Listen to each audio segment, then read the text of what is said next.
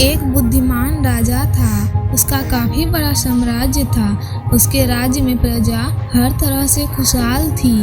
राजा को अपने उत्तराधिकारी की तलाश थी। उसके 3 बेटे थे। राजा इस पुरानी परंपरा को नहीं निभाना चाहता था कि सबसे बड़े बेटे को ही गद्दी पर बिठाया जाए। वह सबसे बुद्धिमान और काबिल बेटे को सत्ता सौंपना चाहता था। इसलिए राजा ने उत्तराधिकारी के लिए तीनों की परीक्षा लेने का फैसला किया।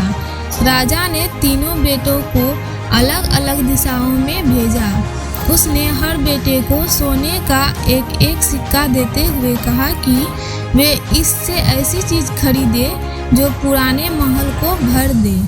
पहले बेटे ने सोचा कि पिता तो सठिया चुके हैं, इस थोड़े से पैसे से इस महल को किसी चीज से कैसे भरा जा सकता है।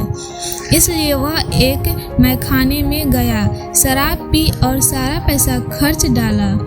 राजा ने दूसरे बेटे से इससे भी आगे सोचा। वह इस नतीजे पर पहुंचा कि शहर में सबसे सस्ता तो कूड़ा कचरा ही है। इसलिए उसने महल को कचरे से भर दिया। तीसरे बेटे ने 2 दिन तक इस चिंतन मनन में किया कि महल को सिर्फ एक सिक्के से कैसे भरा जा सकता है।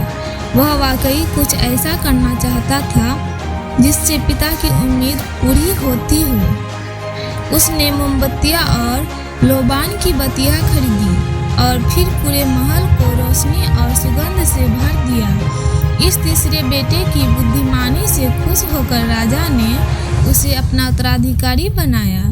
इस कहानी से हमें यह सीख मिलता है कि बुद्धि से कुछ भी पाया जा सकता है।